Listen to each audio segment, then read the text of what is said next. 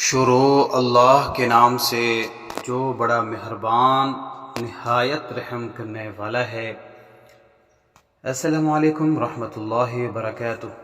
روزے کی اصطلاحی تعریف۔ روزہ کو عربی زبان میں صوم کہتے ہیں۔ صوم کا لغوی معنی رکنے کے ہیں۔ شرع کے روز سے صبح صادق سے لے کے غروب آفتاب تک کھانے پینے اور عمل مباشرت سے رک جانے کا نام روزہ ہے، جیسے کہ قرآن حکیم سے ثابت ہے وَكُلُوا وَاشْرَبُوا حَتَّى يَتَبَيَّنَ لَكُمُ الْخَيْطُ الْأَبْيَضُ مِنَ الْخَيْطِ الْأَسْوَدِ مِنَ الْفَجْرِ ثُمَّ أَتِمُّوا الصِّيَامَ إِلَى اللَّيْلِ۔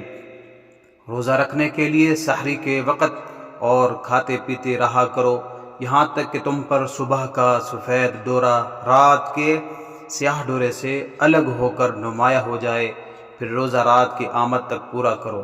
سفید دھاگے سے مراد صبح صادق دن کی سفیدی ہے اور سیاہ دھاگے سے مراد صبح کاذب رات کی تاریکی ہے۔ روزہ کے ارکان۔ روزے کی شرعی اور اصطلاحی تعریف سے ہی اس کے ارکان کا تعین ہو جاتا ہے، یعنی نمبر 1 نیت روزہ، نمبر 2 امساک یعنی کھانے پینے سے پرہیز کرنا اور مباشرت سے رکے رہنا، نمبر 3 سحری سے غروب آفتاب تک کے معین وقت کی پابندی کرنا۔ اللہ عز و جل مجھے اور آپ سب کو صحیح معنی میں روزے رکھنے اور اس کی قدر کرنے کی توفیق عطا فرمائے، آمین ثم آمین۔